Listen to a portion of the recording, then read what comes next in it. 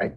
I would like to call to order the February 11, 2026 meeting of the Committee on Finance, Audit, and Budget. Georgette, would you please call the roll? Absolutely. Good morning, Director Nima Jha. Morning. Morning. Are you here? Director Rachel. Present. Director Ortiz. Here. Director Jakes. Here. Director Budget, Jakes, you Georgette, do would have you a please quorum? call the roll? Next order of Absolutely. business is the finance report. Tom McComb.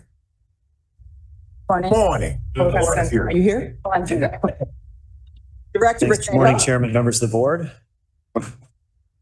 Here to give you the December finance report. December is also the last month of our fiscal year, so I will spend most of our time on the year-to-date results.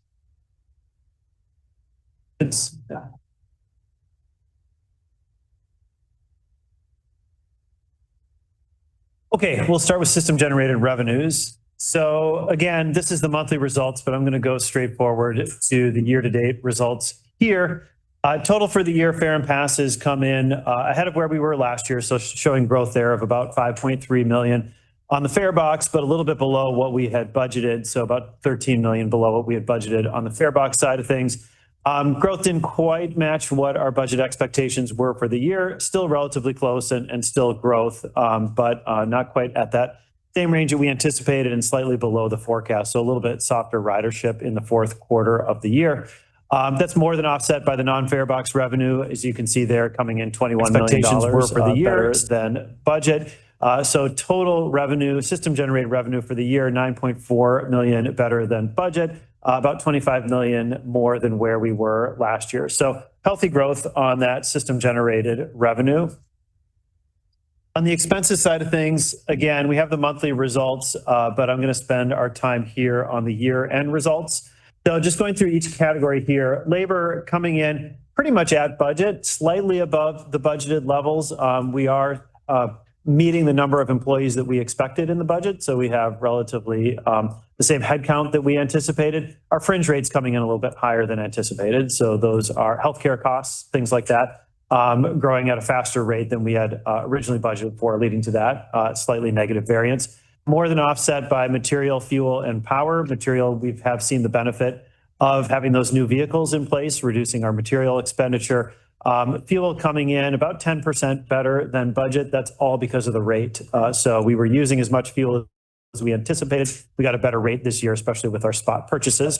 Power, we did receive some additional credit this year on the power line here. So significantly better than budget and below what we had anticipated. That'll come back closer to budget next year as that's incorporated.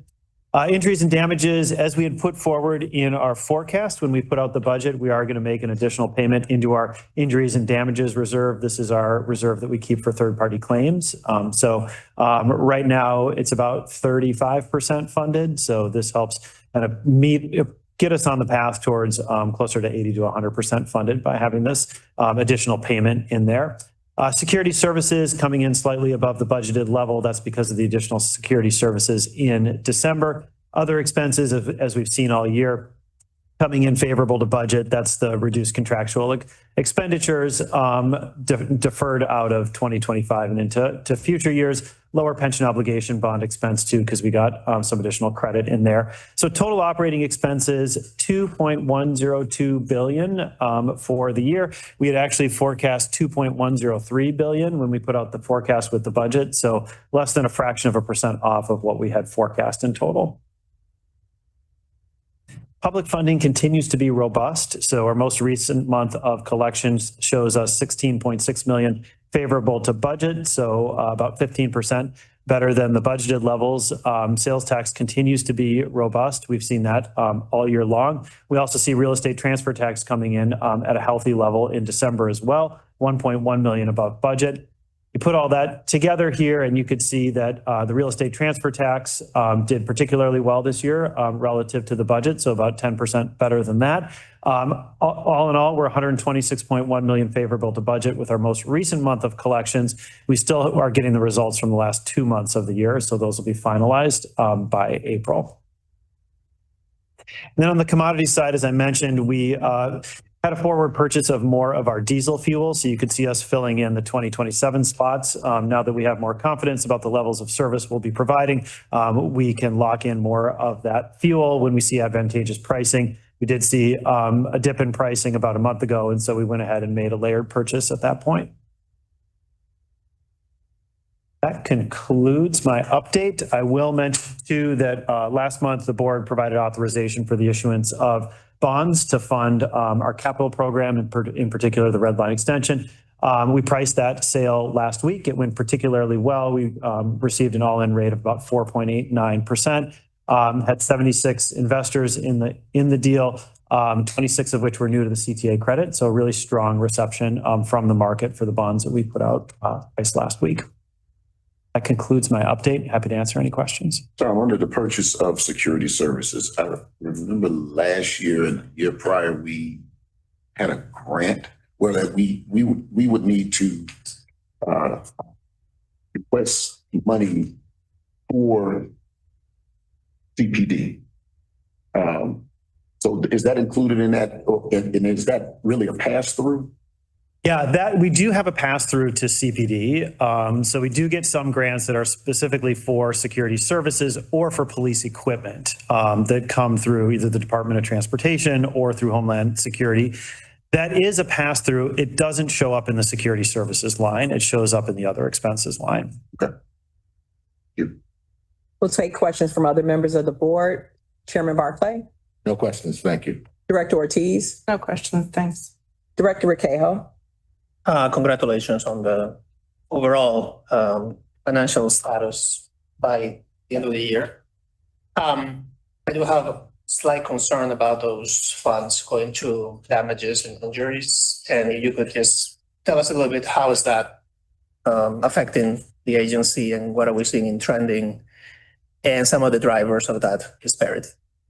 Yeah, so the injuries and damages reserve, that's we're self-insured, right, for third-party claims. So that's our liability reserve for accidents. In general, we have seen historic funding levels come up and down depending on sort of the claims history that we have. I think the board this year has seen this year being 2025, has seen a number of claims settled, sort of some of the larger claims that have reduced the amount that was in that reserve. Now that is, in a sense, clearing the deck a little bit. So it is removing some of those liabilities. So it is good to settle them in advance. The most recent actuarial report that we received showed that we should have a little bit more than 100 million in that reserve. Right now, we've got about 40 million. So that's why we put in the forecast, since we had some capacity this year because we had favorability on both revenues and expenses, to go ahead and put some additional funding into that reserve to help shore it up a little bit.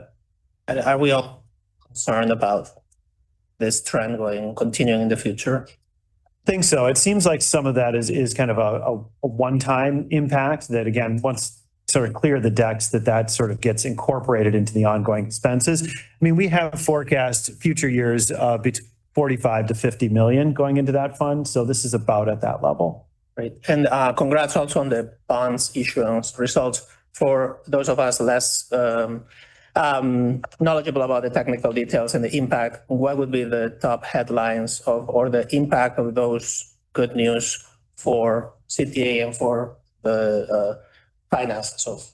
Yeah, so overall, sort of strong reception means that we can get a better rate in the market. So we just basically get a lower all-in interest rate. So when we had brought the authorization to the board last month, we had projected an all-in rate of between 5 and 5.5%. As I mentioned, we got 4.89%. So we're going to see interest rate savings associated with that, which means that we have sort of more room in the project and more capacity going forward. We also did a tender offer, as you know, to do some advanced refunding of places where there is a lower interest rate versus the bond that we had previously issued. We got about $5 million in present value savings out of that too. So overall, helps reduce the debt burden that we carry forward while still providing the project funds. 5 million in savings on the tender, and then the other rate, what does it look like in dollars? I can get you the exact amount, right? But you're talking, north of $10 million. Great. Thank you. Director Shaw, No questions, thanks. Director Jakes, there are no questions. I do have one. Dealing with the damages and injury in the reserve. It might be helpful with a more comprehensive, those high volume cases are. I know we get that information shortly or a trial or something along those lines, but maybe at least annually, we know which ones are out there that might be, possible to refer potentially. Yeah, happy to do it. And we'll do it in coordination with the law department. As I mentioned, we do get an annual actuarial evaluation. So that might be an opportune time to do that. Thank you.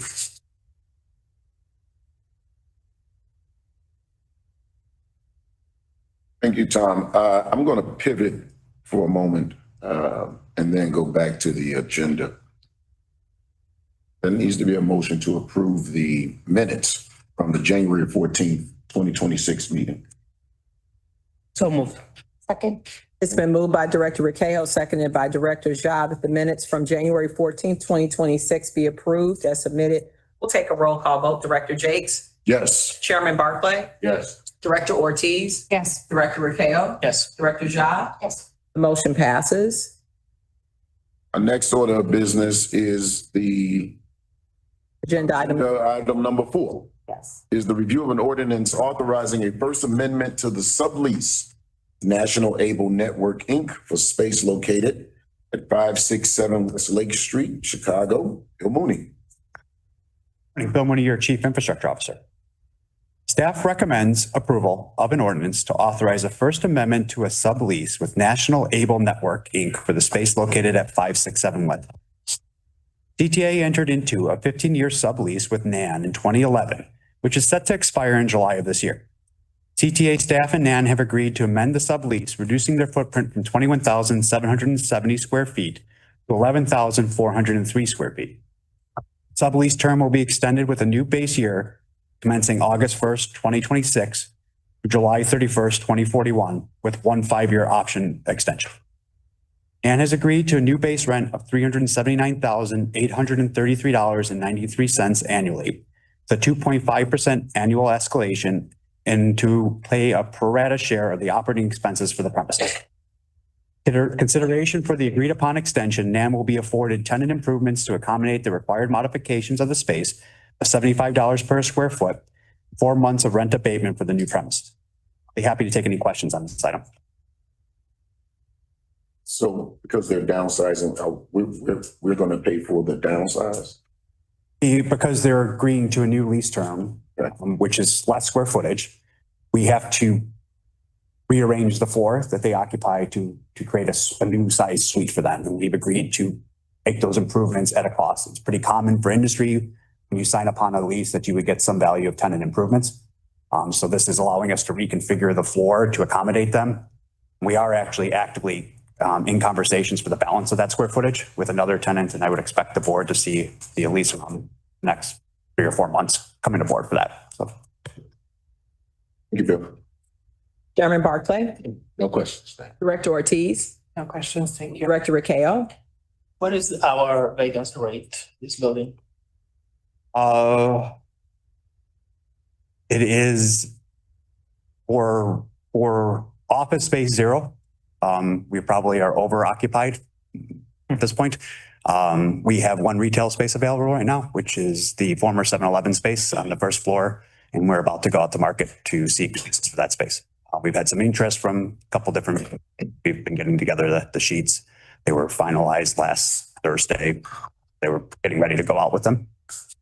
Is the space that National Able is not going to use recyclable into the market or not usable? As I stated, we are actively negotiating with a potential tenant for the balance of that square footage. So I would expect you to see that going forward, and I'd be glad to talk a little more offline about it. Great. Thank you. Do we know the financial impact gap of what scale are we talking about, like financially? So this is a significantly favorable opportunity for us because we've been able to retain an office tenant in a downed office market at the pre-pandemic square footage rate. We had them already agreed to, so they basically are agreeing to pay the continuation of their pre-pandemic square footage rate for office space. While they are downscaling their square footage, we have a tenant that we are actively negotiating with for the balance of that would be picking up at the similar rate. So financially, other than the period of rent abatement that occurs kind of with the reset of any lease, which is again, keeping a tenant with an extended period of time with the level of growth in this type of office market is a really great opportunity for us. And I think financially, this is still a really strong position for us to be in. Thank you. Director Jakes, there are no further questions. I now have leave to place this item on the omnibus for board approval. So moved. Second. It's been moved by Director Rakeo, seconded by Director that this ordinance be placed on the omnibus for board approval. We'll take a roll call vote. Director Ja, Yes. Director Rakeo, Yes. Director Ortiz, Yes. Chairman Barclay, Director Jakes. Yes. Motion passes. Director Jakes, you may proceed to agenda item number 5. Agenda item 5 is the review of an ordinance authorizing an assignment, assumption, and amendment to the amended and restated easement agreement for property located at 1801 West Grace Street. There's Thank you. You got to stay with me on this one. There's a lot of unpack. So. a lot of alliteration on that. Assignment, assumption, amendment. Yes. Staff recommends of an ordinance authorizing an assignment, assumption, and amendment to the amended and restated easement agreement for property located at 1801 West Gray Street. In May of 2013, the authority sold its interest in 1801 West Gray Street and entered into an easement agreement with Commonwealth Ventures LLC to provide access from Gray Street to its Gray Street substation. In January of 2020, the authority agreed to amend and restate the easement with an assignment to Capital 99 LLC. At that time, the authority's easement rights increased to 7,603 square feet. At this time, the property has been sold to NL 1801 Grace Owner LLC, who is seeking to assign the easement and amend it and restate it. The adjustment to easement will not diminish the authority's rights or square footage and does not impact our operations. Happy to take any questions on this item. I doubt that there was one or two. Bill, pour that in a cup I can drink from.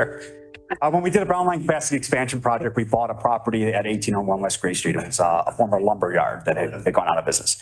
We took the back corner of that property, which was kind of landlocked and underutilized, and built the substation on it. Okay. Sold off the frontage on Gray Street for development purposes. So we've sold this property a long time ago. We retained an easement right as part of that sale, so we could drive from Gray Street down the driveway that they were going to build for whatever development it was to get access to the substation, as well as we have utilities that go from Gray Street to that substation that are part of that easement right. It has never been fully developed as a property. There's been a couple of projects that various developers have come through. It was kind of bad timing in market, down bubble developments and whatever. And it's been transferred a couple times. And back in 2020, we had a separate developer come through who bought the property, and the easement goes with the property. And they looked at the easement right and said, hey, would you be willing to modify this easement? We'll give you more easement area, but we'd like it on this side of the property instead. We'll give you your utilities on one side and a driveway on the other side. And we're like, yeah, cool, that works for us. Actually, it's a little better. And so we agreed to amend the easement at that time. So now we've got a third developer who's bought the rights to this development property, and they have said, hey, we want to tweak this a little bit.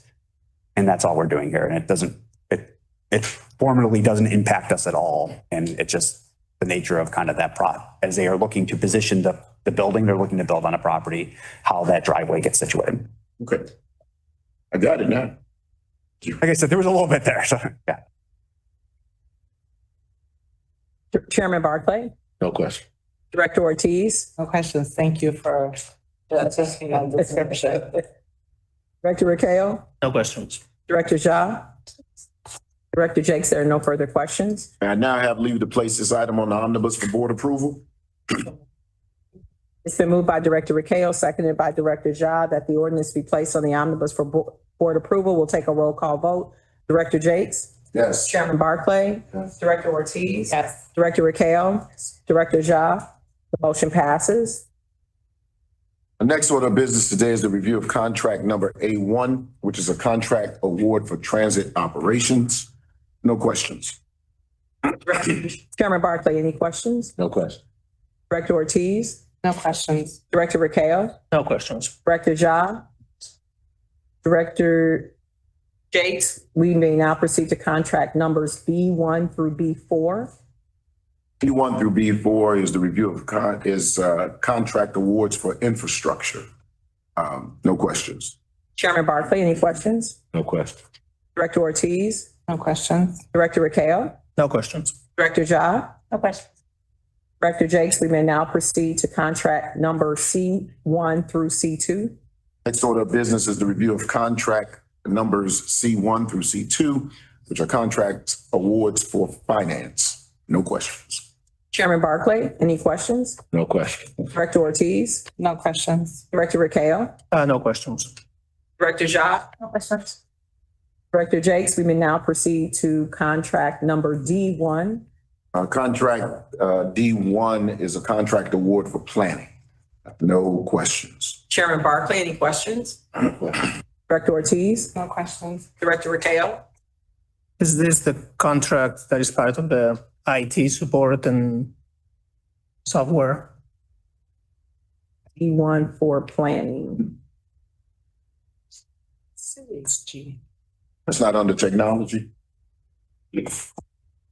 Yes, Dr. Kao, there's 3 contracts that have technology items. This particular one is planning and innovation. There are 3 other contracts, coming for technology that are next or that are specific to technology. Got it. I'm asking this because my understanding is that we have a bunch of different contracts that relate to IT. They are pretty sizable, and I have a question about how are we thinking as well. Let me backtrack. There are a few pilots that we have tried this past year and before that include an element of AI into them, including the chatbot and the gun detection and the tracks, Right-of-way intrusion. And I'm wondering, what are the plans in your team or the entire agency to develop some sort of AI framework? So we first learn from these pilots. And with that knowledge, we can start developing some guidance before we enter into future contracts without having a blueprint of what questions to ask, what are the boundaries of AI in terms of ethics, governance, data management, learning, all of that. I'll let Kara address. She's leading the effort. You're asking my favorite question that sits on the top of my mind over the last few months. I think any of us realize that over the last 2 years, the number of companies that want to sell us something AI related has grown exponentially. That doesn't mean that they're selling us something good. So we've started those conversations and started a process to look at defining what we think is good for the agency and good for our riders and how these tools could help us reach those goals. So we've started talking to some of our peer agencies just in the government space, looking at what the city of Chicago is doing in terms of establishing a governance policy, Parks District, libraries, et cetera, and starting to understand some of those questions. And though I call myself a tinfoil hat person, there's actually a lot of opportunity there. So there are also a lot of really good questions in grounding. How can we make processes more accurate or timely? How can we leverage tools that help our staff grow in their capabilities and prepare them to be supported and doing their everyday jobs? And then we have started looking at talking to sort of consultants in this space that can give us that bridge to, they see where the technology is going, but they also see where it's not quite ready, so that we have those guardrails to say, hey, maybe these aren't the use cases for CTA for this year. Maybe these are things that we look at in 2 to 3 years.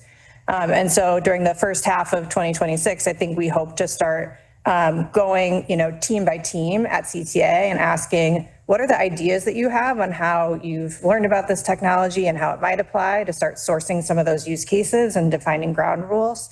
But then also doing more education on the risks. I think that we all see, if you watch the Super Bowl, there are 25 ads for AI.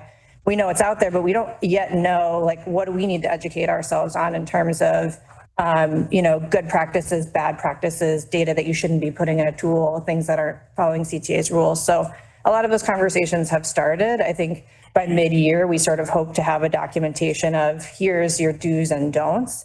As well as then a roadmap through programs like Innovation Studio or some of the planning projects that we do, of more pilots that we can do that take a little bit of risk and measure, is this working? Are we getting the outcome that we expect? And if so, grow it, scale it, things that we've talked about. But then also define when it doesn't work. That's okay. We've defined it and we have lessons learned and we can move on. Great. So I'm understanding you have internal stakeholders that are informing, you have external support through consulting. You're also reaching out to other peer agencies. And when could we expect some sort of overall framework to guide all future AI-related purchases or programs? Yeah, I think by mid this year, we would probably have like, a draft of that, sort of maybe like a working framework.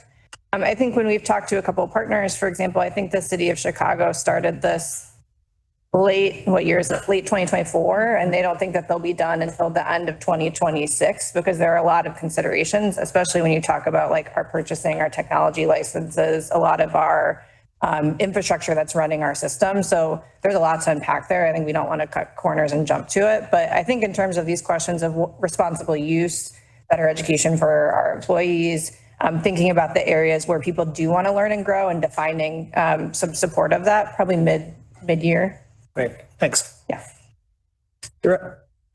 Oh, sorry. Director Jakes, I'm not sure if we were just talking about contracts G1 through G3, which are technology, or the contract that we were on, which was D1, Yes. which was planning. We were just talking about planning. Yeah, we're talking D1. Conversation just now was about planning. I would argue it's probably a larger conversation about just how we think about AI, which is technology, which applies to planning innovation, applies to infrastructure, applies across our entire agency. But the contract we were discussing that I came up that the board is before the board right now is D1. Thank you. And for our stenographer, that was Cara Bader, Carabader, and Molly Pop. Director Jakes, we may now proceed to contract number E1, which are contract awards for communication. You need a I'm sorry. Good job. Questions? similar lines, again, I don't know where it fits in the I do want to stress the importance of a readout from a pilot before we are committing to any additional investments. And I'm specifically talking about the chatbot. Again, I don't know which one it fits in that conversation, whether it's D, E, or G. We need a deeper look at value that the pilot has delivered before we can spend any more money. And so as long as that is addressed in these contracts, I have no questions on the others, but clarify which one that is. So Yeah, it is in D1, and I know what we discussed as part of the briefing was making sure that we were coming back before we were making any large purchases and having those discussions and giving further information on the chatbot. So that is the commitment that we have for the chatbot, as well as anything else that has large spend to it, or sort of new pilots, new projects, making sure that we're coming back, assuring it aligns with the board's view and the board's where the board would like to see us go before we do make those purchases. can you also just clarify that these contracts are more intent to use the partnership for sourcing? Yeah. Rather than committing to spending, right? Correct. Yes, it is giving us the vehicle, and then we will come back and we will have discussions with Paul before we spend. Thank you. Director Jakes, we may now proceed to contract E1. Contract E1 is a contract award for communications. Questions? Chairman Barclay, any questions? Questions? Director Ortiz? No questions. Director Rakeo? No questions. Director Ja? Director Jakes, we will now proceed to contract numbers G1 through G3. G1 through G3 is contract award for technology. No questions. Chairman Barclay, any questions? Director Ortiz? No questions. Director Rakeo? No questions. Director Ja? No questions, but just acknowledgement that I think that we were going about kind of looking at the overall infrastructure portfolio. The rationalization from yesterday's Q&A was frankly very positive, and I'm looking forward to kind of how we move forward in terms of like creating this hybrid architecture between on-prem and cloud, and looking at using partners like Gartner to do negotiation, and also looking at network as a whole when you talk about Cisco. I think those are all like very positive signs of moving towards the right direction. I think we still need to be KPIs and metrics driven, where when a question is answered, I think we need to be more focused on providing very detailed examples of here's what we're getting out of it, right? But just want to acknowledge the work that I think this was a combined effort, probably from innovation and technology and infrastructure sort of coming together. Keep at it. I think these are good signs, collaboration. So I really appreciate that. No questions. Thank you. Director Jakes, we may now proceed to contract I-1. I-1 is a contract award for law. No questions. Chairman Barclay, any questions? No question. Director Ortiz? No questions. Director Ricao? No question. Director Ja? Director Jakes, there are no further contracts recommended for review or approval. Since there are no further questions on the contracts, may I have leave to place the 13 contracts on the omnibus? So moved. Second. It's been moved by Director Ricao, seconded by Director Ja, that the 13 contracts be placed on the omnibus for board approval. We'll take a roll call vote. Director Jakes? Yes. Chairman Barclay? Yes. Director Ortiz? Yes. Director Ricao? Yes. Director Ja? Yes. Motion passes. Since there's no further business to come before the committee, may I have a motion to approve the omnibus and recommend the omnibus for board approval? So moved. Second. It's been moved by Director Ricao, seconded by Director Ja, that the omnibus be presented and recommended to the board for board approval. We'll take a roll call vote. Director Jakes? Yes. Chairman Barclay? Yes. Director Ortiz? Yes. Director Ricao? Yes. Director Ja? Yes. The motion passes. And finally, may I have a motion to adjourn? Moved. Second. It's been moved by Director Ricao, seconded by Director Ja, that the Finance Audit and Budget Committee meeting for February 11th, 2026 be adjourned. Take a roll call vote. Director Jakes? Yes. Chairman Barclay? Yes. Director Ortiz? Yes. Director Ricao? Yes. Director Ja? Yes. Director Jakes, the motion passes. All right, meeting adjourned. We'll start in 5 minutes.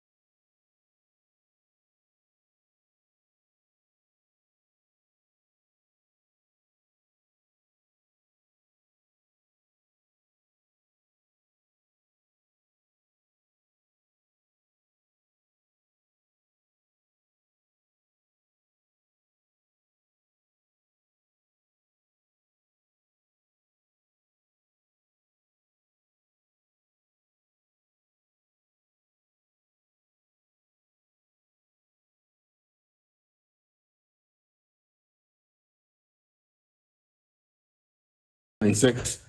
Georgette, please call the roll. Chairman Barclay, Here. Director Jakes, Here. Director Ortiz, Here. Director Recajo, Present. Director Ja. Here. Chairman Barclay, you have 5 board members present and you do have a quorum. Thank you. Chairman Our next Barclay? order of business is public comment. Correct. Georgette? Chairman Barclay, we have a number of public comments for today.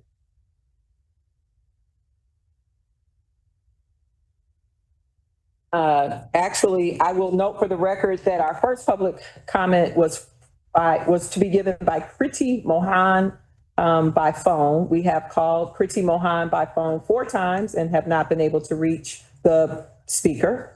I will call Jack Schuleman. Mr. Schuleman, good morning. Welcome to our board meeting. You have 3 minutes to speak. We ask that you come to this table and that you speak loudly.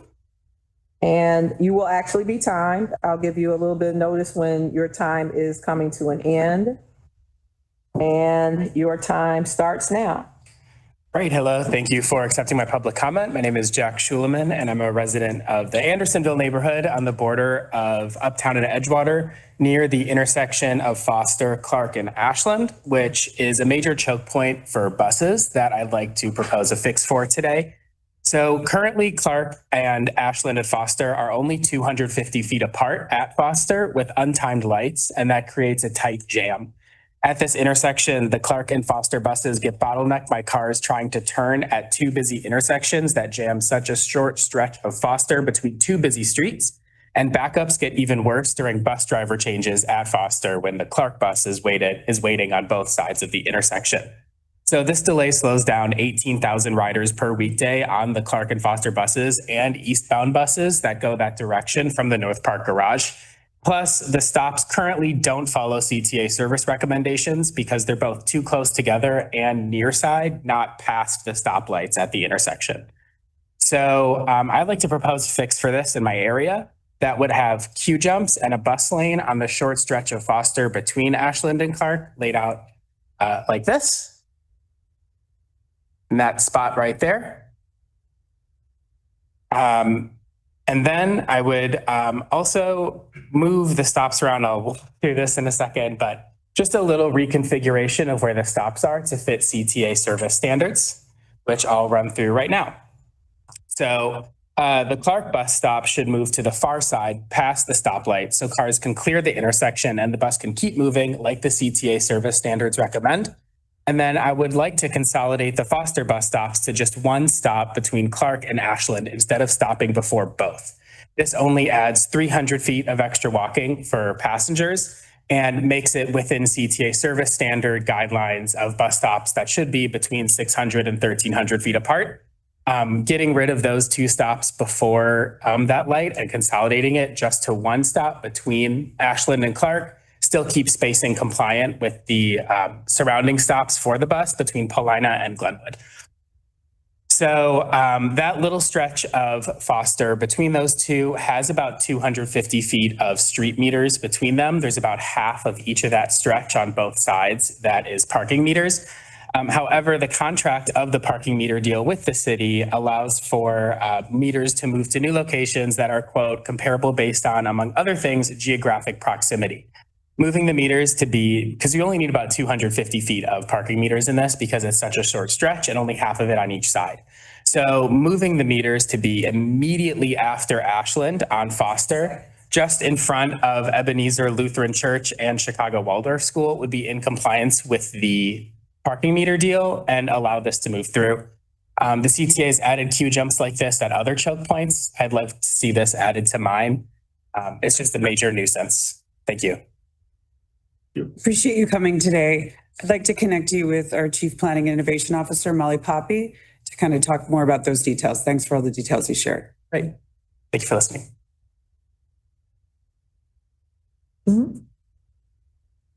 Our next public speaker is Patricia Puentes Blancas. Our next public speaker is Keith Hill. And you have also received from Mr. Hill a statement or letter from the local union 241 Amalgamated Transit Union. Morning, Mr. Hill. Good morning. Hello, Chairman and board members. I'm writing you today to seek answers in an extended olive branch. Last month, the board unanimously approved a safety plan for the CTA. I would like to shed some light on a matter that might not be widely known. The safety plan must be annually approved by a joint committee composed of management and union representatives with an equal number of votes. The safety plan that was approved by the board did not receive a single vote from the union. I would like to provide some background information and insight into the state of this committee. In November of 2024, the union requested disbandment of the committee due to lack of progress. The request was made to disband a committee established by a safety and funded by the federal government, as there were a lack of genuine concerns for the safety of the riders and the workers. From the inception of the committee to the present day, there has been limited progress, more lip service than actual results. The union has not been able to influence matters that benefit the members or the riders, while the CTA has used these efforts as a facade to appear concerned and proactive, or just plain old saying something to hush the union up. The smallest requests have been met with resistance or ignored altogether.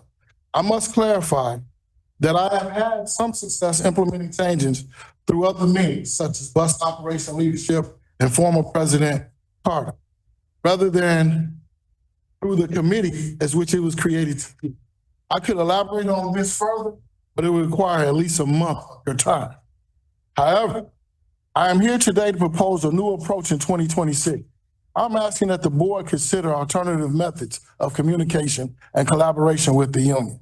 I am seeking inclusion and a partnership to foster mutual understanding and address the concerns of both parties.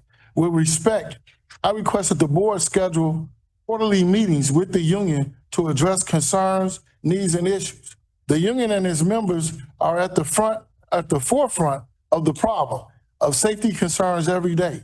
This is why we are seeking this partnership. I assure you that we are a dedicated group of individuals who genuinely care about the well-being of our members and the riding public. I have significant concerns regarding safety, the direction and the future of the CTA, and the morale of the workforce. However, I am hopeful that this time we can build a bridge to ensure that the union has inclusion and a voice to help maintain the strength of the CTA and propel it towards becoming the best transit agency in the world. Please do not hesitate to contact me to collaborate on this endeavor and create a better future for all. I also attached in here on the first page, if you go down right before you say the chair, these are minutes from the actual Joint Safety Committee. If you say the chair suggested a separate meeting to discuss the shields and alarm. The president of ATU 241 said there is no leadership here. You're at 3 minutes and 15 seconds. You want to just wrap it up? I'll give you a few more seconds. I appreciate you. Okay. There's no leadership here, just a lot of talking back and forth and no listening. I propose disbanding the joint committee, and it is not working as intended. Even the president of 308, CTA has been telling us for over 2 years, it's 200 police, it's 200 police. It was actually 66 police. We don't see nothing that they say, and they don't collaborate. We are the frontline workforce. We deal with the safety concerns when they get on drunk, sleep, fighting. We deal with them firsthand. We are your biggest stakeholder in this. Just hear us out. Let us collaborate together and come up with a plan better than what you're doing to protect the riders and the drivers and the workers of CTA. Thanks. I just want to make a comment that you and I were supposed to about 6 weeks ago, and you're correct. We have some restrictions to meeting with the board, with the union, because of the Open Meetings Act. You can talk with any of us almost at any time because we're open to hearing what the workers have to say and the representation that they have. to advocate on their behalf. So our doors are open. All of these, I can speak for all, they're all interested in the safety and well-being of our workforce as well as the general public. I appreciate hearing that. Thank you. I will do that. Thank you. Our next public speaker is Nia Garza.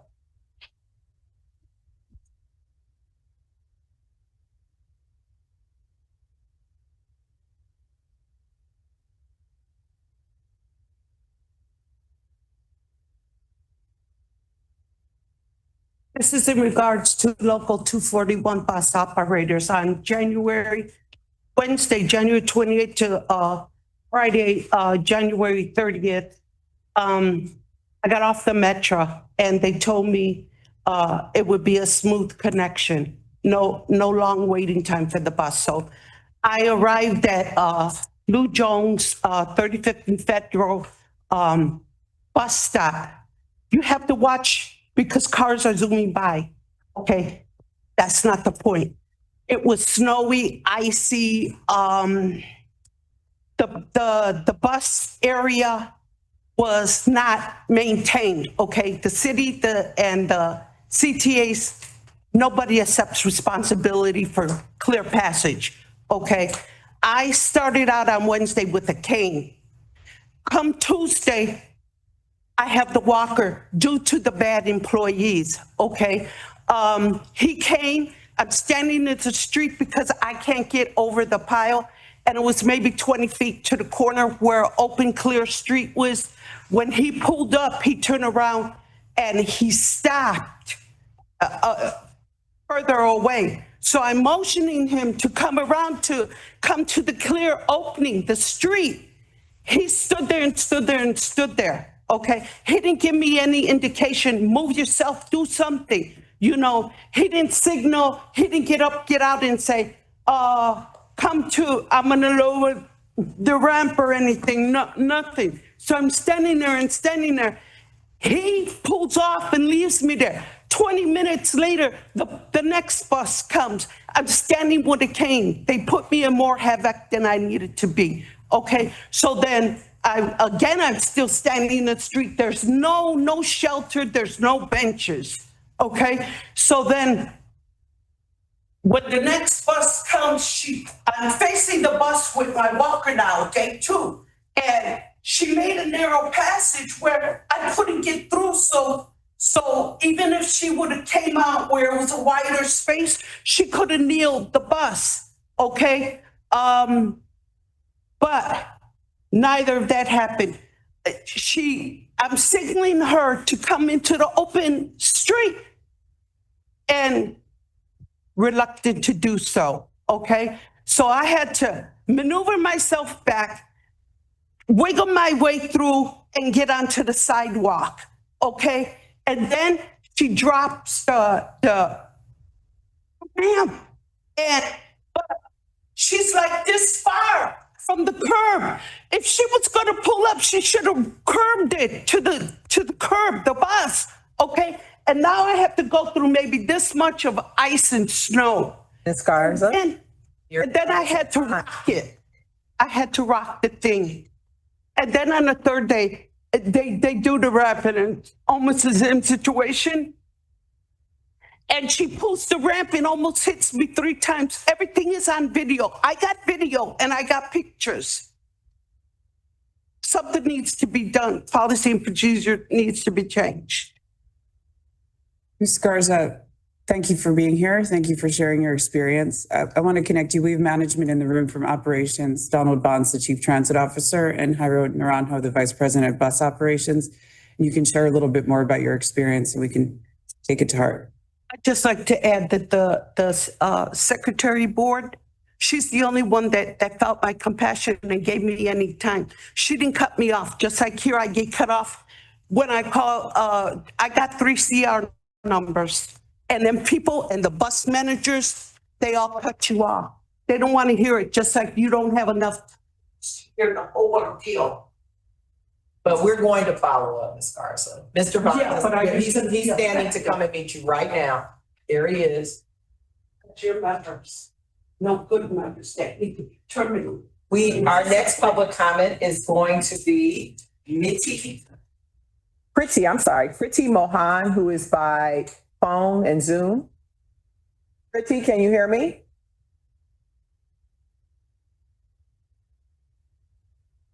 Priti Mohan?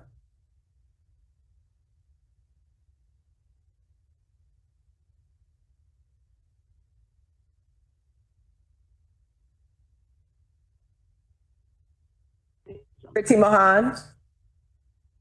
Yes, good morning. Morning, you have 3 minutes. All right, thank you. You're welcome.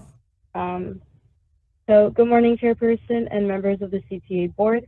My name is Kriti Mohan, a senior at Stevenson High School in Lincolnshire. I'm a student advocate, a participant in Plan International USA's Youth Leadership Academy, and the founder of Help Them Up, a nonprofit that supports women and families facing hardship. Thank you for the opportunity to speak today about menstrual equity in public transit spaces. Public transit is more than just transportation.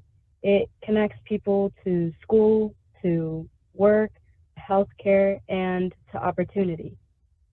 But for many riders who menstruate, an unexpected period during a commute can quickly become a stressful and isolating experience. Menstrual products are often treated as optional, yet they are a basic biological necessity, just like soap or toilet paper in a public restroom. Think about a student traveling to class, or a worker heading into a long shift, or even a caregiver balancing multiple responsibilities.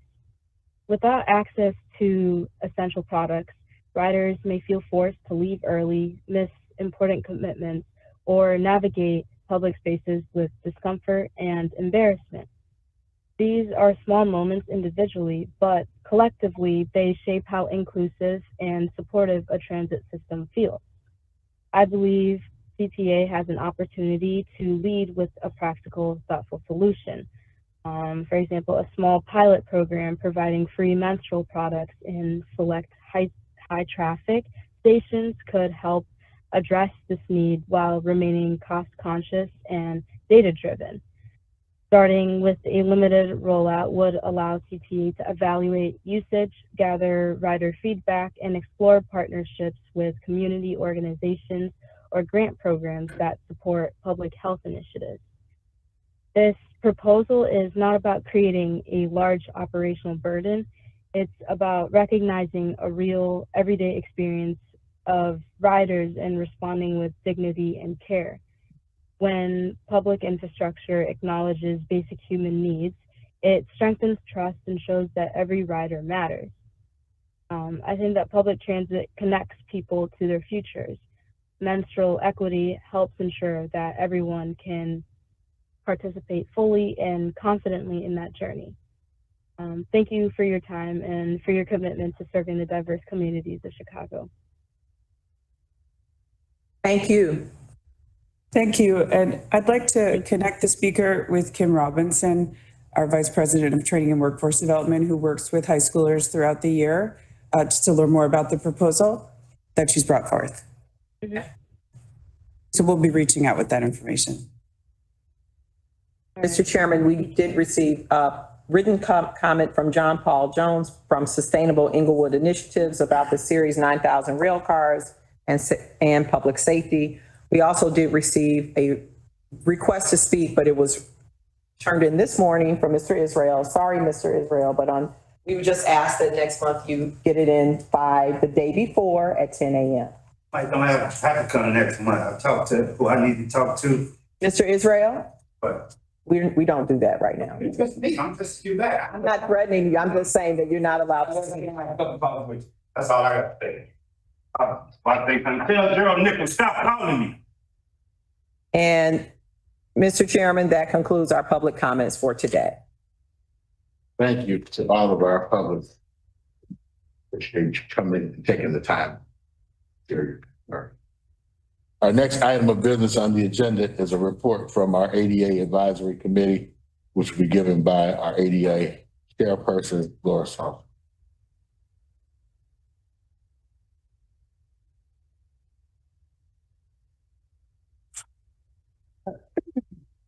Morning.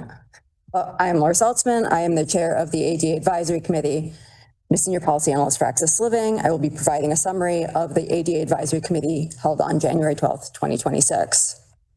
The committee received a construction update from Bill Mooney, Chief Infrastructure Officer on the All Stations Accessibility Program, ASAP. The Red Purple Modernization Project Phase 1 stations at Lawrence, Argyle, Berwyn, and Bryn Mawr are now complete, and replacement benches were installed at all 4 stations following customer feedback. I want to reiterate my appreciation that CTA resolved this problem. Also presented was the January 5th, 2026 State and Lake Elevated Station closure, which is a 3-year reconstruction project to make the station ADA accessible. This is a CDOT managed project. The committee also learned about the Western Brown Line Station project, which includes 2 modernized elevators and a fully accessible bus turnaround. Design work for the rail elevator rehabilitation program will start this year and include 16 system-wide elevator fixes. There was a discussion about other elevators and what is required for planning for future repairs. David Miller from the Chicago Department of Transportation, CDOT, presented the city's new accessible pedestrian signals program. These are the signals designed to provide non-visual cues for when people can cross the street. Following the May 2025 finalized remedial plan, CDOT is retrofitting the 2,800 signalized intersections citywide over 15 years, with 70 intersections targeted in year 1. Public requests are the highest priority for determining installation locations, as well as intersections near CTA stations or bus transfer points. We discussed different types of APS and figuring out what would be best for residents. The committee discussed the importance of coordinating APS installations near transit stops and encouraged members of the public to submit requests through www.chicagoaps.org or the city's 311 system, as well as they can reach out to their local alderperson. A question was raised around if installing signals could lead to reassessment of crossing times for pedestrians, particularly by hospitals. It was also mentioned that as part of the plan, CDOT has an APS committee, and while that immediate focus is on APS for CDOT, it is possible that other ADA issues may come up. Quentin Shipley Mellon, traffic planner, presented on CTA's bus stop accessibility program, bus stop accessibility improvement program. Since 2021, 300 previously inaccessible bus stops have been made accessible, with 115 stops upgraded in 2025 alone. The committee discussed coordination challenges with other streetscape projects, and that is extraordinarily important to retain bus stop accessibility when infrastructure changes are made. The CTA noted they are updating their guidebook on bus stops. I look forward to the updated version and hope it provides helpful guidance for CTA and other departments to use when trying to assess what is appropriate for bus stops and ensuring they are accessible. A concern was raised that there have been changes to the approval process for projects funded by the bond that may affect the inaccessible stop repair program work and then delay or reduce the number of stops made accessible. I hope that is not the case. It may be worth having proactive conversations with City Council and or CDOT to try and ensure it is not effective, try and ensure it is not affected. I believe the community would support CDOT in that effort if it is needed. Jason Meather, Senior Manager of Bus Strategic Planning, presented the Bus Priority Corridor Study, which is exploring ways to make bus travel faster and more accessible across 5 corridors. The committee encouraged disabled riders to participate in the ongoing public survey to ensure accessibility considerations are reflected in the final design recommendations, expected by December 2026. I hope CTA, CDOT, and IDOT can move forward and some of the designs presented can be implemented. We are long past due having serious improvements to bus infrastructure, as highlighted by acting residents and other presentation. Under new business, the committee discussed the importance of ensuring accessibility improvements. Ensuring accessibility improvements continue through the Northern Illinois Transit Authority transition. The committee encouraged CTA to clearly communicate ongoing accessibility projects and funding needs during this period to ensure that the transition does not unintentionally halt that CTA is making to better serve disabled riders. The next committee meeting is Monday, April 15th, 2026. We appreciate the board's support and look forward to continued progress in addressing important accessibility priorities. Thank you. Any questions of Ms. Saltzman? Yes. Thank you for the report. And so I appreciate you discuss the improvements in infrastructure and elevators and, those physical built environment issues, but we know that that alone is not the solution, that needs to be paired with people who are ready and willing to support. We just heard in public comment about a terrible experience from a person with a disability. And so I wanted to know what progress are we making on that people-based approach to dealing with, supporting people with disabilities. That's one thing. The other thing is sometimes the worst moments for people with disabilities and with reduced mobility happen when CTA, even having all those ducks in a row, both the accessible buses and accessible train stations, and the personnel that are really trying hard, which is the majority, to support, but they are encountering streets, sidewalks, other areas that are the responsibility of the state or the city of Chicago. So where is the forum, I guess, where these multiple players come together to respond to the needs of the disability community? The first question, which was the people question, right? So it is my understanding, and we had a presentation meeting before this one about changes being made to training, and that I think there are some changes being made to training to try and improve some of the issues around people. There's also the Safe Ride Specialist program that hopefully we are onboarding that can help with certain kinds of disabilities. And then there is the question of how transit ambassadors, as in us with Anita, what that will look like. I think some of that could look like maybe a senior CSA program where you can have folks who are better equipped and intended to kind of last longer. And we're like, those better benefits and the better pay also means more responsibilities and more consistency around helping folks and helping disabled folks, whether that's with wayfinding or gap fillers. And then there's also the piece where I think I mentioned this, I think last time, of however complaints are tracked and handled, and making sure there's kind of program evaluation on if there are consistent complaints. Because maybe someone is, doing something wrong and they do not realize it, and there is an issue with a few folks, and just making sure that they kind of get that intervention, and just, maybe the training changed. But I think that there is something where it's like, if we have repeated complaints, that needs to be handled, because I will say, I know folks, usually if you're making a complaint, that is 1 out of every 20 times, right? That is not you're not doing it every time. So it is important that if there are repeated complaints, that be followed up on. So that's kind of why I've wanted to look at that system and just making it as easy as possible. I will say, I think CTA makes it much easier to do that than other agencies. So I'll give credit there. What is the assessment of that piece, the people piece, from your committee? Because you're often, I would say, positive and complimentary on the infrastructure stuff. How is this other component assessed by the committee? Both the committee and my day-to-day work. I always hear about the worst incidents. There are definitely issues. Also, there are a lot of folks who are great. And there are some folks where they need to improve. And I think that sometimes it's people who are not aware. I think that because when the training changes, if you have not gotten that new training, that can create some issues. There's a problem because a lot of folks don't want to file complaints, or they don't think that things will happen. And so that is why it is extraordinarily important every time something happens that, 1, there be an intervention, and 2, I think communicating back with that person so that they know that they were heard is also really important, because that reinforces the need to do it. I think there are agencies where I hear more issues than with the CTA as a percentage. There's certainly problems, but that's, I think. I appreciate your kindness. I don't want to compare ourselves with that.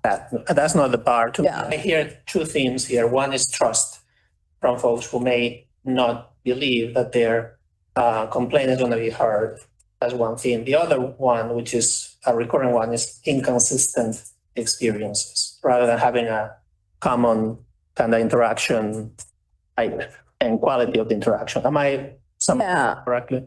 And like anecdotally, because I don't have the big data there, it does seem to be that sometimes there are certain stations or certain routes where there are more consistent issues. And so that's why I want there to be kind of like an overall evaluation of like, that is one of the things I've heard. Another thing that came up before is if there are changes. This is a complicated issue, but it is something where I kind of like want it to be reported. If there's a change to a bus stop that then makes it harder to deploy a ramp, I think it's really important that operators then report that. Or if like the snow is blocking it and so you can't deploy that, or if there is a city vehicle parked in a bus stop and so then you have to deploy somewhere else. Like, I think it is very important that that get reported to CTA if it's not being reported, because then that ends up affecting disabled people. And so that's kind of another thing. But yeah, there are problems. Like, I think there are definitely improvements that can be made. And I think that there is also, there has to be like really clear communication and making sure that everyone understands like there is a sincere commitment on disability and that like you need to treat people respectfully, because there are times where people are not treated, I think, with respect. And that I don't think is the intent of folks here. And so I think it is very clear that it be understood that people need to be treated with respect.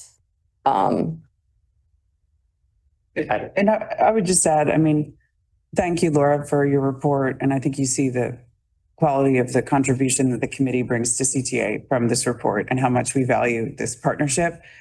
And there is definitely more we can do on training in all the aspects that Laura's talking about, and we're committed to that. Our 2026 budget added staffing dedicated to ADA issues for this reason. There's room to grow for sure at CTA to make sure people are targeted on these issues, because you hear the complexities of it and the work involved with following up on all of these myriad issues in great number across our entire city and our service area. So we are committed to that, and I'll be getting reports from the work and the review of training around this issue throughout this year.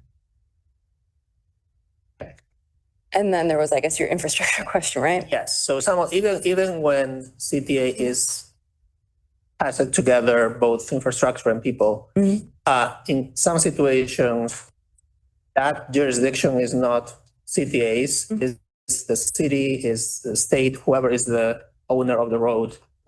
And so is there a forum, or what is the forum where we solve these multi-agency issues?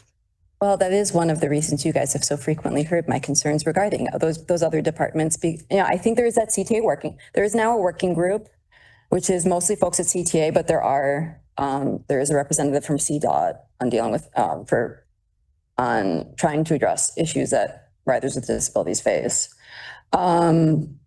I don't think that I think that there is work to be done. I'm hoping honestly that CDOT uses that APS committee and expands it to looking at all kinds of disabilities, because they do not have an equivalent committee in their space. In terms of like overall coordination, like they do not have this, right? They do not have an ADA committee that works on these issues. And so I think the fix was that they present consistently to our committee, which I think has been an improvement. So I do think that we have seen some of those coordination improvements change since in the last couple of years.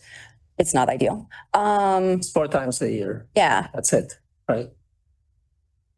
Okay. So I would love if there was a more consistent commitment on transit and people with disabilities, and dealing with some of those thorny coordination issues. I think there are folks who are committed on it, and I think that there are folks who could be more committed on it than they currently are. I know with NEDA, there should be at least more required coordination on the IDOT side. I think you then still have to deal with the CDOT side. And like that also gets into the bus infrastructure. So but that is also why I think it's very important to have that guidebook improvement, the update to the bus guidebooks on stops to make it clear what is an accessible stop and what isn't an inaccessible stop, so that they're very clear on what that is. That when there are changes made that might make it more difficult for to deploy, or for people to board, that communicate that up the chain. And so then that can get reported. And so then we can intervene if, that means I intervene in also my day job, like that's fine. But I think that that's the only way some of this gets addressed. Okay. I guess, and the other thing is for folks who have relationships with people at the city to push on this issue. Sorry, what was that last thing? Oh, yeah, sorry. If there are any members who have relationships with people at the city to also communicate that. That is the only other way. Yeah. Thank you. I know we need to move forward. Any further questions? I'm good, thank you. Thank you very much. And Thanks. our next item of business on the agenda is our president's report, which will be given by our acting president, Nora List. Thank you, Chairman and Directors. Good morning. In the winter, I'd like to start by thanking our employees for managing through very unpredictable, cold, changing weather during this period. I just always like to start with that because it's a complex time with every day presenting a new set of circumstances around our system. And I want to thank the employees for their commitment to that work. Notably, our ridership actually in the past 3 weeks is up 4% from the same 3 weeks in the previous year, which I think is a telling example that despite the deep cold and the winter, people are coming to CTA continuously in increasing numbers in this year compared to last. So I want to thank everyone for all the work they do to make that happen as well. Some notable developments in the past few weeks around 95th Street and the request for proposals in collaboration with the Department of Planning and Development. CTA has partnered with DPD to release a request for proposals for the CTA-owned land at 95th and State. And this RFP was posted on the city's website earlier this week. The intention for this site is to become a mixed-use development with affordable housing. And it's a notable time to do this because this marks a year since the anniversary, it's a year anniversary since the release of the 95th Street Corridor Plan, which was a community-led plan for equitable transit-oriented development on the 2-mile stretch of 95th Street between Halsted and Cottage Grove. So we're excited to see where this goes next. And I think it's a great symbol and testament to our commitment to developing communities around our stations. Also, with regards to our places and our infrastructure, we're moving forward with the installation of children's furniture in 12 stations at the CTA in the coming weeks. This is something I announced earlier this month, but an exciting initiative to promote children and CTA and family use of CTA. And we're excited to move that forward. On January 29th, 62 individuals were celebrated at our CTA Second Chance program completion ceremony. I delivered a keynote address there, and it was a moving gathering of honorees, families, friends, delegate partners, and the mayor's office to recognize this program, which we are so proud of here at CTA. And this is a regular completion ceremony that we have at CTA, but I wanted to take a moment to talk about it with the board because the Second Chance program has had an historic number of permanent hires in 2025. We had 135 permanent hires from the program, the most we've ever had in a single year. For example, in 2008, we had 10 permanent hires. So we're very proud of those increasing numbers and our commitment to that program. We've had over 800 permanent hires since the program has started. And the position titles range from frontline employees to managerial positions with over 60 different titles of those positions. And I just wanted to continue to express my gratitude for all the staff that works on this program that I really feel in many respects is the soul of our agency. And we are so proud of it and its continuing growing effect.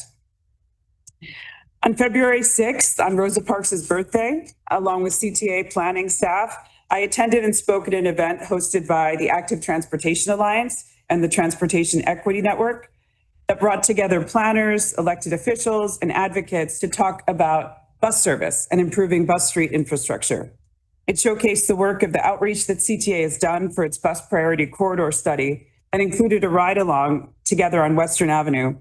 And what struck me, many things about that event, and it's relevant actually to what Laura just spoke about bus street infrastructure, but I'm really committed in keeping an eye on using the momentum of advocacy and collaboration that brought us the transit bill to move forward with transit improvements more generally. And one of the areas I see that happening most potently already is around bus street infrastructure. And I have a lot of hope that the work there and the collaboration and partnership that was brought together in the advocacy for the bill will result in real improvements in our bus service in terms of the bus street infrastructure. And I'm committed from a CTA perspective to the leadership and what that means to make that happen. We're also at a key point in the year in the transition to NETA, of course. So I just want to recognize there's a lot of work going on in terms of working groups with the RTA. Our staff is on several different working groups talking about different categories and a smooth transition to this new oversight board and the collaboration between agencies. My hope is that you also witnessed as we brought the contracts forward this month, and we'll continue to do this. We're highlighting wherever appropriate, where regionalization is appropriate and will happen. And we will continue to push for that across many of our contracts. We're looking at with fresh eyes to make sure that we are looking at how it will be seen under NETA, where we can collaborate more deeply with Metro and PACE to make initiatives happen in a regional way. And I think it's an exciting time for our staff with the skill that they have to take those measures and look at our work in that new way. And in closing, I would just recognize Black History Month, and CTA is conducting a series of events, as it has in past years, to celebrate this month throughout the agency, including Spirit Day celebrations, music, cooking demonstrations featuring chefs from throughout the region. And we'll be closing out the month with a panel with Sherman Dilla Thomas, which we're very excited about at CTA as well. So I want to thank everyone for the work on those efforts to make that an exciting month at CTA as well. And that concludes my remarks, Chairman. Thank you, Ms. Learson, for your report. I want to begin by commending the team for the great work during the recent stretch of severe cold weather. During that time of extreme weather conditions, our employees did not pause, and neither did our service. Operators, maintenance crews, supervisors, support staff showed up in difficult conditions to keep the city moving. And this is not just a one-time event. The team extensively prepares our systems to continue service for winter conditions every year. That consistency matters to our riders, and on behalf of the board, I want to extend my appreciation to the entire team, especially our frontline and operational teams, for the efforts to make that possible. In my briefing, I was encouraged to hear about our updated approach to counting ridership by incorporating rides not reflected at the fare box. My understanding is that this approach is consistent with current industry practices by other transit agencies. Having a methodology that would accurately reflect how our service is being used is important, not only for transparency, but for decision-making. Good policy begins with good data. By improving how we measure ridership, we are strengthening our ability to make sound decisions as a board. I want to address the transition process that is underway in light of our new NETA legislation. As you know, I had an opportunity to attend the meeting with the governor's office and the service boards and look to partnering with them to ensure a smooth transition period when the law becomes effective. At the same time, I expressed that in that meeting, and will continue to emphasize that it is essential that this regional process prioritizes the security concerns of our riders. During the legislative process, security concerns were often cited as one of the main purposes for establishing this new governance structure. Our riders expect that the new structure and transit funding attached to the legislation will address issues most pressing to them. I won't be satisfied until riders on CTA feel as safe as riders on Metro and PACE. As the service boards move forward, a more regionalized governance structure and align certain administrative functions, we are a region, as a region, should be equally intentional about aligning around the safety concerns of our riders. If we think regionally about governance, we must also act regionally on security as well. You heard President Hill this morning express concerns about safety and security for the rank and file here. And so we're equally concerned about the safety and security of our riders and our employees. The goal is for our riders to experience this system as one network.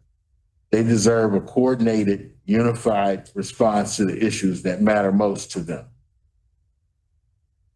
Before I open the floor to my colleagues, I do have a question regarding new ridership counts and the methodology and how we're going to implement that. I think that's very important. But equally, I'm concerned about the issue that was raised with by President Hill in terms of the involvement of the safety plan and what that actually entailed, because it sounded like, from listening to him, that the union was not a part of that process. So I would like some insight to that.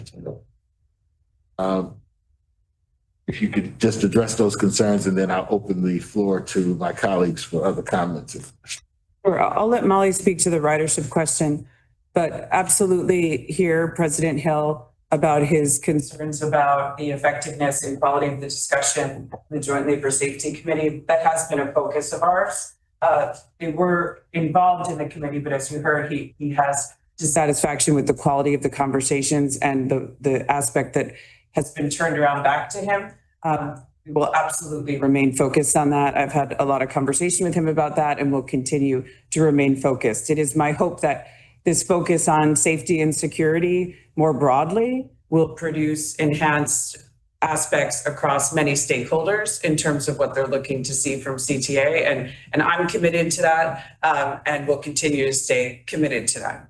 We can continue to give the board updates on that committee and the outputs of it and the discussions there. It's one aspect of our discussion about security across the board.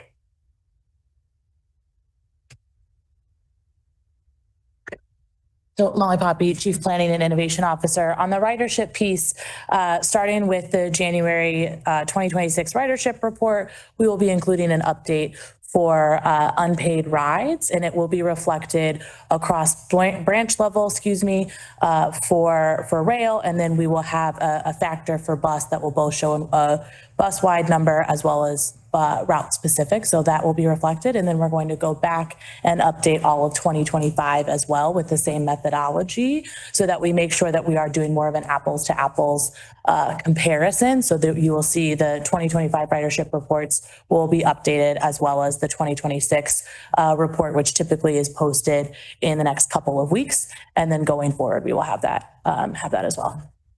Thank you. Yeah. Are there other questions from members of the board? Comments?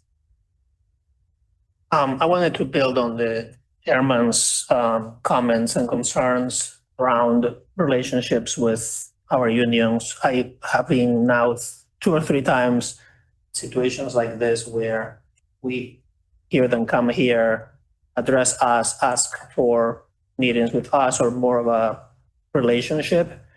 And what we have right now is just this, like just most of the interactions are disappointment, concern, etc. So I do want to encourage you all to find a way for us to have more of a fluid relationship and an ongoing one where it's not just that, there's also opportunities for positive feedback and understanding better. So that's one of the other things. On the data reassessment, just to make sure that the public understands, sounds like we have been undercounting the people who use our system for a very long time. Is that correct? And the reason for?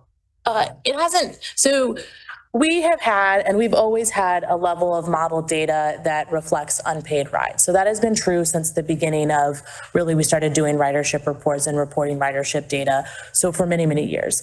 As we move forward with the new fare box, so the new Scheiden-Bachmann fare box that we now have installed, and we've started to look at how our automatic passenger counters match with what the fare box is recording, as well as Ventra taps, we've noticed that delta has grown. And so the team really spent the last year looking at the automatic passenger counters, modeling data, and understanding where that gap has occurred. And so we have always counted unpaid rides. We just didn't count. We just were missing some of them, especially as we moved to the new fare box. So I would say we've always counted it. It's better now, and we're better reflecting all of the unpaid rides that we have on the system. And I know something we talked about with you, Director, and others is unpaid rides come in lots of different ways. It is not just necessarily someone not wanting to pay. There's individuals who may not be able to pay. It may be the venture equipment or farebox equipment is down and they're unable to pay. So there's a lot of different reasonings for this. But where we sat and where I know the board has agreed, it is most important for us to count all the rides. It is most important that our service and what we are showing is reflective of all the ridership that we have. And just to be frank, we've used the automatic passenger counters. That's how we plan service. So that's how we have planned where we need to add more service for crowding and things like that. And so these reports really that we're showing publicly and is verified by NTD, which is the federal standard for data reporting, will reflect these unpaid rides. So as a result, we're going to see a jump in ridership that includes this rise that we were not counting before, that unpaid for a variety of reasons, that may trigger new data, often triggers responses to the data. So how are we preparing for the day after, emphasizing more widely that there is X% of rides that are not being paid? Yeah, so we have methodology, how we explain all of our methodology for how we do ridership counts. We are going through a process now of updating that, and so that methodology is clearly defined. So when we are posting the ridership reports, we will make the updates and make that update to methodology and communicate that. We're also looking to see where we can go out in forums and talk more about the methodology. I will say our team, the Planning and Innovation team, has had a lot of success when we talk about what we did around ghost buses and GTFS RT.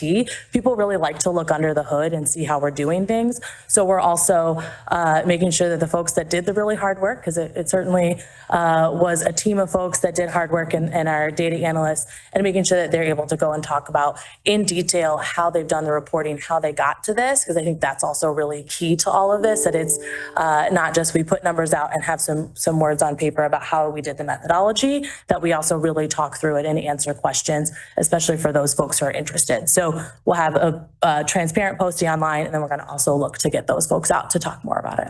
And this is one of those things that are part of the conversations with RTA agencies to regionalize and make sure that we all use similar standards for. Yeah, there's going to be different standards because we operate differently and we passengers pay differently. Metra does do a model data already, right? Because they do visual verification of visual ticketing. So they don't have a tap. So they don't have a way to do the counts the way that we do. So they have a different modeling that they do. Similarly, PACE also has different modeling as well, but we have had conversations with them, and we've been talking with the RTA. We have a follow-up conversation with the RTA actually on Friday to continue to talk through this with them. Great, thanks for that. And for you leave this question for Nora, maybe also. Okay. Supplementary. You really, you're doing a great job at amplifying the reality of our bus infrastructure situation, and that we are laggard in comparison with all cities. How many miles do we have? Like 13 or something like that? Yes. Right. Yes. Yeah. I know we have less than Indianapolis, for instance. Yes. No disrespect, but you know, the size matters here. So I guess the question is, I haven't seen a lot of progress as a bus rider. So how are we, what are some signs of progress that are telling us this is actually going to happen? The other thing is, we see a lot of additional train stations being in the pipeline for unfortunate reasons. But so the bus is going to be it, has to be it in the short term. What are some of those things that we should be looking forward to as riders? Yeah, I'll let Molly kind of talk about the next steps in our bus planning, priority quarter studies and bus vision, et cetera. I'd say from my perspective, the progress, as I mentioned, is that I do see a real tangible, strong advocate community around this issue that has been moved from the transit fiscal cliff to this issue as a very primary focus. You see it, the focus of the Second City Safe Streets show. So that same comedy show that was uplifting and socializing issues around street infrastructure or the Transit Cliff in the fall has now taken on street infrastructure as a focus, for example. And I am really proud and interested in our partnership with the advocacy community in a new way. And I really want to see CTA produce actual tangible results with them in terms of raising awareness. I think the resistance to street infrastructure is often, multifold from the business community and communities, and that type of advocacy and uplifting the issue is a real tangible thing that can change the narrative on this. So that's my first focus currently. I think from a leadership perspective, it's working with CDOT and working with the leadership at CDOT to have a top-down approach to looking at these issues in a new way, in a more committed way. And I'm committed to that as well from a city and CDOT perspective. I think those two things combined, it's my hope that they will uplift the work that's been going on for years and it's continuing to go on that I'll let Molly talk about, but making it actually translate into real change for riders. So some of the key areas that you will see in 2026 and continuing it through the next couple of years, there is $13 million that we have for bus priority zones. So those are pinch points where we see, like this gentleman talked about, there's just specific intersections that we see slowdowns. And so what we are able to do with this 13 million, we've identified really beyond, beyond what 13 million will fund, but we've identified 8 to 10 different corridors that we can start to make investments in that will address pinch points. So that will be bus boarding islands, that'll be sort of your small sections of dedicated bus lanes around a bus stop so that we can get through the intersection, also allowing us not to have to pull out of traffic to pick up a passenger and pull back in. That's a lot of the ways that we slow down. So bus priority zones is something that we had started to do some investments on. You'll see it on 79th Street, Halsted, and Chicago Avenue and Western. So we're expanding on those corridors as well and also looking to other corridors throughout the city. And then on top of that, we're also moving forward with our transit signal priority plan. So this is not necessarily infrastructure that is visible to the customer always. They don't always see a TSP, but TSP allows us to, as a bus is approaching a street light, to get a longer green or to get a green sooner to allow us to move through the intersection. This has been a really good partnership that we've had with CDOT. We have a partner there that is not only interested in doing specific corridors. So we've done Ashland and we've done Western. We've only done Ashland up to Irving Park. So I know Foster is we need to go a little bit further north to address some of those other issues, but we have TSP on a good section of Ashland. We're also working on a centralized TSP plan so that it is not just corridor specific, but can be all over the city. So we could be really dynamic in how we would deploy and utilize bus signal timing to get our buses to move faster. And then the bus corridor plan. The bus corridor plan, that is a long-term project for bus infrastructure. That is something that talks about addressing, whole entire swaths of Western Avenue, Halsted, Fullerton, and a couple others. So we see the BPZs as the bus priority zones starting to make that investment now, putting those in place to start improving bus speeds and bus priority while we continue to plan for these longer term investments. What we have found, if you look at like Western Avenue, for example, you have a fair amount of continuous bus lanes with the bus bump outs and the other dedicated bus lanes at the intersections that we've been able to get over time with BPZs. So we kind of see the BPZs build upon each other and create some more continuous corridors. We saw that also on Chicago Avenue. When the Chicago Avenue Bridge finally opens up, we will have 4 miles of dedicated bus lanes on Chicago Avenue, and Chicago is our busiest or second busiest route, sort of depending on the day.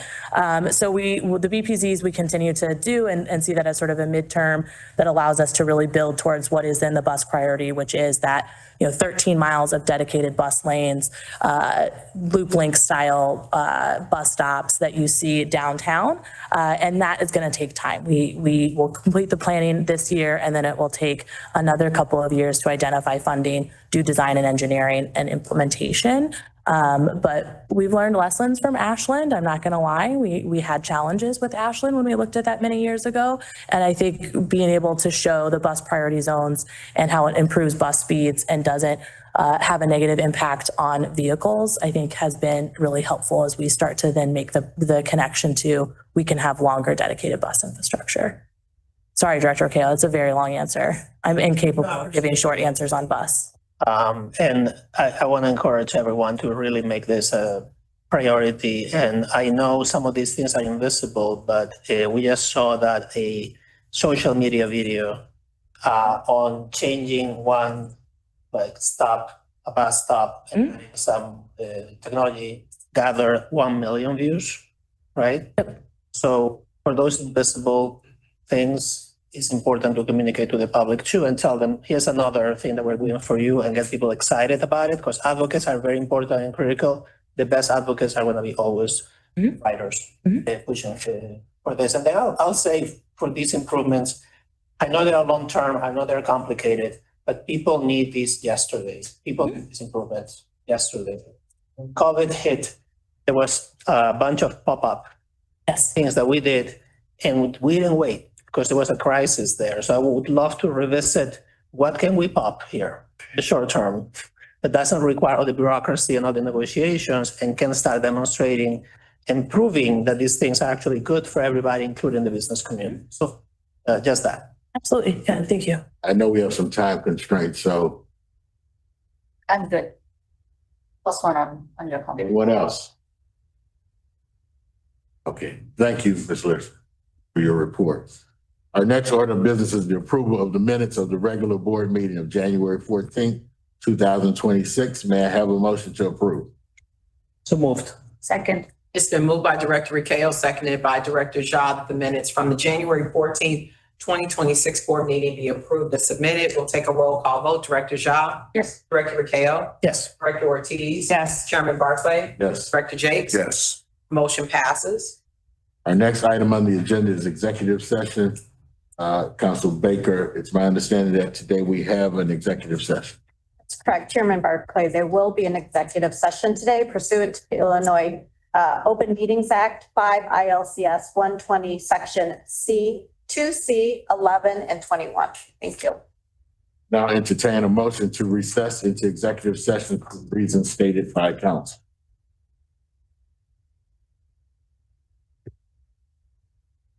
So moved. Second. It's been moved by Director Rakeo, seconded by Director Ja, that the board move into executive session. We'll take a roll call vote. Director Ja? Yes. Director Rakeo? Yes. Director Ortiz? Yes. Chairman Barclay? Yes. Director Jakes? Yes. Motion passes.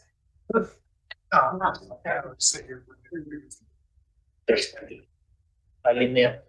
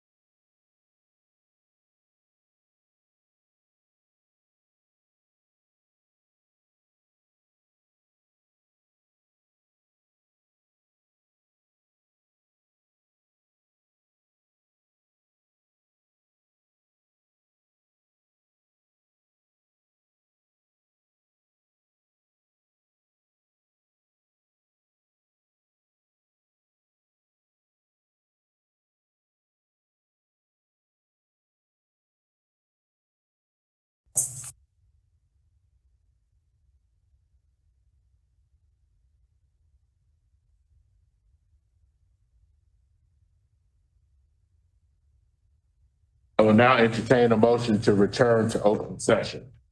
So moved. Second. It's been moved by Director Ricao, seconded by Director Ja, that the board return to open session. We'll take a roll call vote. Director Jakes, Yes. Chairman Barclay, Yes. Director Ortiz. Yes. Director Ricao. Yes. Director Ja. Yes. Motion passes. And please have a motion to approve the closed session minutes for January 14th, 2026. Moved. Second. It's been moved by Director Ricao, seconded by Director Ja, to approve the closed session minutes for January 14th, 2026. We'll take a roll call vote. Director Jakes, Yes. Chairman Barclay, Director Ortiz. Yes. Director Ricao. Director Ja. Motion passes. We will now address board agenda item 7, board matters. Georgette, do we have any board matters today? Mr. Chairman, there are 2 board matters for consideration today. The first is to approve an ordinance appointing Sandra Noble, Assistant Treasurer of the Chicago Transit Authority. And please have a motion to approve the ordinance appointing Sandra Noble as the Assistant Treasurer of the Chicago Transit Authority. So moved. Second. It's been moved by Director Ricao, seconded by Director Ja, that Sandra Noble be appointed Assistant Treasurer of the Chicago Transit Authority. We'll take a roll call vote. Director Jakes, Yes. Chairman Barclay, Yes. Director Ortiz. Yes. Director Ricao. Yes. Director Ja. Yes. Motion passes. Chairman Barclay, the second board matter for today is to approve an ordinance appointing an alternate to the Board of Trustees of the retirement plan of the Chicago Transit Authority employees. May I please have a motion to approve an ordinance appointing an alternate to the Board of Trustees of the retirement plan for the Chicago Transit Authority employee. So moved. Second. It's been moved by Director Ricao, seconded by Director Ja, to approve an ordinance appointing an alternate to the Board of Trustees of the retirement plan of the Chicago Transit Authority employees. We'll take a roll call vote. Director Jakes, Yes. Chairman Barclay, Director Ortiz. Yes. Director Ricao. Director Ja. Motion passes. The next order of business is a report from the Committee on Finance, Audit, and Budget. Committee met earlier this morning and approved the February 11th, 2026 committee minutes and reviewed the finance report. The committee reviewed the following 2 ordinances. Review of an ordinance authorizing a first amendment to the sublease with National Able Network, Inc. for space located at 567 West Lake Street, Chicago. And review of an ordinance authorizing an assignment, assumption, and amendment to the amended and restated easement agreement, the property located at 1801 West Grace Street in Chicago. The committee also reviewed 13 contracts. The committee placed the 2 ordinances and 13 contracts on the omnibus. The committee approved and recommended for board approval 2 ordinances and 13 contracts. Concludes the report of Finance, Audit, and Budget. I will now entertain a motion to approve the omnibus. Moved. Second. It's been moved by Director Ricao, seconded by Director Ja, that the omnibus be approved. We'll take a roll call vote. Director Jakes, Yes. Chairman Barclay, Yes. Director Ortiz. Yes. Director Ricao. Yes. Director Ja. Yes. The motion passes. Our next order of business is the construction report, which we have deferred to next month. Do we have a motion to amend the agenda to defer the construction report to next month? So moved. Second. It's been moved by Director Ricao, seconded by Director Ja, to amend the agenda to defer the construction report to next month. We'll take a roll call vote. Director Jakes, Yes. Chairman Barclay, Yes. Director Ortiz. Yes. Director Ricao. Yes. Director Ja. The motion passes. Our final order of business is new business. Georgette, is there any new business? Chairman Barclay, there's no new business, but Sandra Noble did just enter the boardroom, and we'd like to say congratulations.